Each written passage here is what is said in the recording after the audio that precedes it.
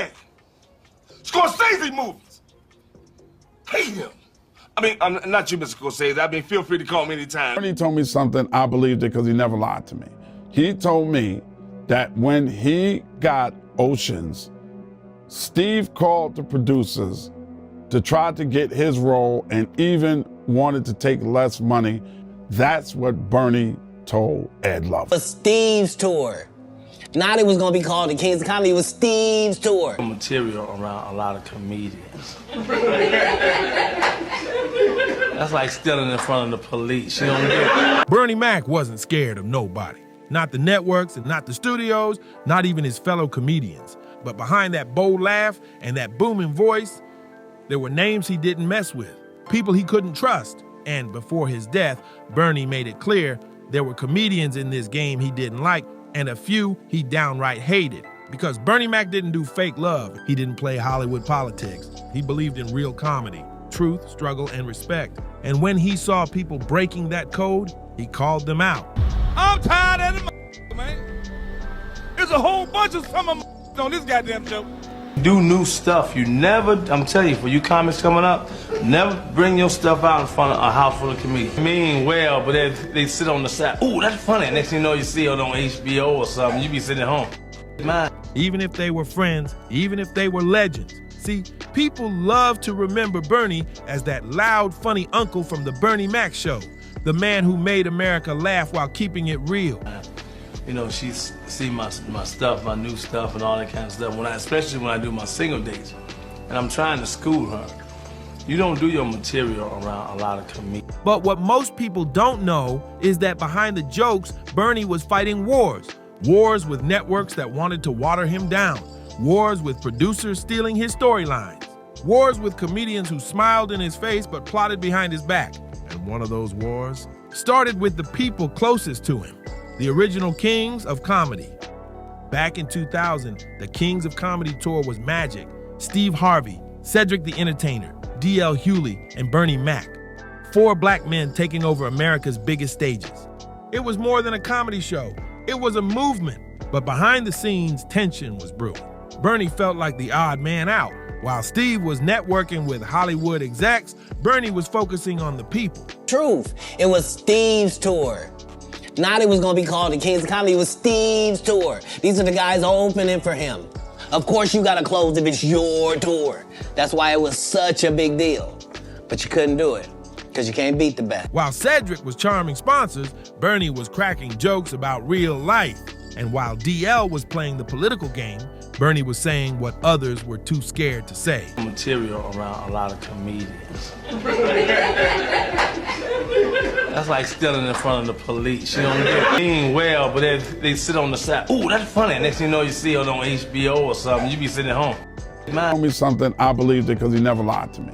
He told me that when he got Oceans, Steve called the producers to try to get his role and even wanted to take less money. He once told a close friend, I ain't kissing nobody's ass to get ahead. If they don't like me, they can stay out my way. That attitude made him a hero to fans, but a problem in Hollywood. And Steve Harvey, he was the opposite. He played by the system's rules. He smiled when he needed to talk the talk and stayed in good standing with the networks. Bernie respected his hustle, but he didn't respect the way Steve switched up once the cameras started rolling. In one interview, Bernie said, some cats change when the lights hit. They were the kind of guys that they both alpha males, you know, like they both, you know, they just saw it different. And I can't let these dudes lie. Cedric's sitting here telling you why he ain't a movie star. He over here look like a walrus. You didn't say nothing. They start performing off stage too. People who knew Bernie said he was talking about Steve, because while Bernie was still doing community gigs and church fundraisers, Steve was hosting award shows and locking down deals with NBC. Their relationship got rocky, especially after rumors spread that Steve was trying to replace Bernie in certain projects. Bernie didn't like that. He felt like loyalty was being traded for fame. And that's when the respect started to fade. Then came the Bernie Mac show. It was raw. It was honest. It was Bernie's life on screen. His struggles, his temper, his love for family. It wasn't just comedy. It was truth disguised as sitcom. But what most people don't know, that show was built on pain. Bernie fought the studio every week to keep his voice authentic. They wanted him to soften up. They wanted him to stop talking like the South Side of Chicago. They wanted a version of Bernie that made white America comfortable. He said no, that resistance came with consequences. Scripts were rewritten behind his back. Producers tried to steal his ideas. And storylines that came from Bernie's real life were reused later in other shows. That's when Bernie started saying publicly, "There's snakes in this business, even the ones smiling next to you." And fans noticed he wasn't joking. The tension in the Kings of Comedy crew got worse after the tour ended. Bernie wanted them to stay brothers, to build something bigger together. But the others, they had different plans. Steve went full Hollywood. Cedric started doing movies. DL chased politics and commentary. And Bernie, he stayed with the people. That difference split the crew in half. He once told a radio host, "They was kings for the cameras. I was king in real life." It sounds harsh, but that was Bernie. Unfiltered, unapologetic, and brutally honest. Now, when it came to Cedric the Entertainer, Bernie had a love-hate relationship. They came up together and they respected each other's grind. But when Cedric did an interview saying Bernie's jokes were a little old school, Bernie took it personally. He said, "If funny don't get old, fake does." They eventually made peace, but that moment showed something deeper. Bernie was tired of being underestimated. He wasn't the flashiest. He didn't have Hollywood looks, but his comedy came from pain, from truth. And that's what he thought the others forgot. Then there was DL Hughley. Now, DL and Bernie were different breeds. DL was witty, political, articulate. He played chess in conversation. Bernie was raw, emotional, and spiritual. He played from the heart. They respected each other's craft, but Bernie didn't like how DL always tried to intellectualize everything. Bernie once said, "Some folks think using big words makes you wise, but wisdom don't come from books, it comes from living." That was a jab, and DL knew it. They weren't enemies, but there was distance. And as Hollywood started calling DL for talk shows and commentaries, Bernie started getting left out of certain rooms. But one rivalry hit Bernie harder than any other: the quiet comparison between him and Chris Rock. For years, fans and studios debated who's the real voice of black comedy, Chris Rock or Bernie Mac. Rock was polished, educated, and loved by Hollywood. Bernie was raw, unfiltered, and loved by the people. The industry constantly pitted them against each other. Even though they were completely different kinds of comedians, Chris talked about society, Bernie talked from it. Bernie didn't hate Chris, but he hated being compared to him. He hated that the industry always chose the safe black comedian to represent the culture. He said once, "I ain't never been safe, and I ain't never gonna be." That was his line in the sand. Then came Monique. Bernie saw himself in her, a comedian who refused to bow down to the industry. When Monique called out Oprah, Tyler Perry, and Lee Daniels for blackballing her after Precious, Bernie wasn't around anymore, but people who knew him said he would have been on her side 100%. Why? Because Bernie fought the same system. He went through it when he demanded fair pay, when he refused to let white writers control his storylines, and when he got labeled difficult for standing up for himself. Bernie always said, "Integrity don't pay fast, but it paid forever."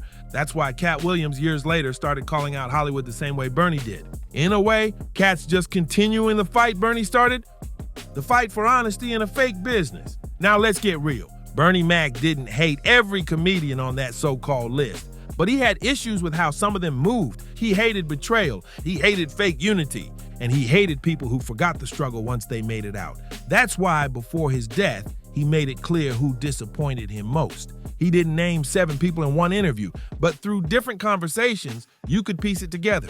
Steve, Cedric, DL, certain producers, certain writers, and a few Hollywood gatekeepers. It wasn't personal hate. It was disappointment and it was hurt. It was a man watching his brothers change. Bernie's health was already declining in his final years. He was working nonstop, filming, touring, carrying the weight of his community. But even as his body gave out, his fire never dimmed. In one of his last interviews, he said something that still gives people chills. "I just want them to remember me as real. I didn't lie to the people, I didn't sell out, and that's exactly how people remember him today." After Bernie's death, Hollywood tried to sanitize his story, make it sound peaceful and clean, but the truth is, He died fighting for authenticity. Steve Harvey got richer. DL became a commentator. Cedric kept acting, but none of them carried the torch the way Bernie did. That's why people still bring his name up when they talk about realness in comedy. That's why Katt Williams still pays homage to him. That's why Monique still references him when she talks about standing firm. Bernie's legacy isn't just laughter, it's courage. It's saying no when everyone else says yes. It's refusing to be tamed. Even Eddie Murphy once said, Bernie Mac was the last of a certain kind. He wasn't playing a character, he was the character. That's what made him different. That's what made him dangerous. That's what made him unforgettable. So yeah, Bernie Mac might have had a list of names he didn't rock with, but those names weren't about hate. They were about the war between real and fake, the war between those who speak truth and those who sell it. Bernie didn't hate people. He hated the system that made good people compromise. He hated seeing comedians turn into brands. He hated how Hollywood rewards silence and punishes honesty. And when you think about it, every person he clashed with represented that system in one way or another. Steve Harvey, the Hollywood success story. Cedric, the diplomat who stayed neutral. DL, the intellectual who debated instead of fighting. Chris Rock, the safe revolutionary. Monique, the rebel who carried the torch. Katt Williams, the prophet still swinging. And Bernie Mac, the martyr who showed them all what real integrity looks like. In the end, Bernie didn't die with hate. He died with purpose. He left behind a blueprint, one that said, make them laugh, but never let them change you.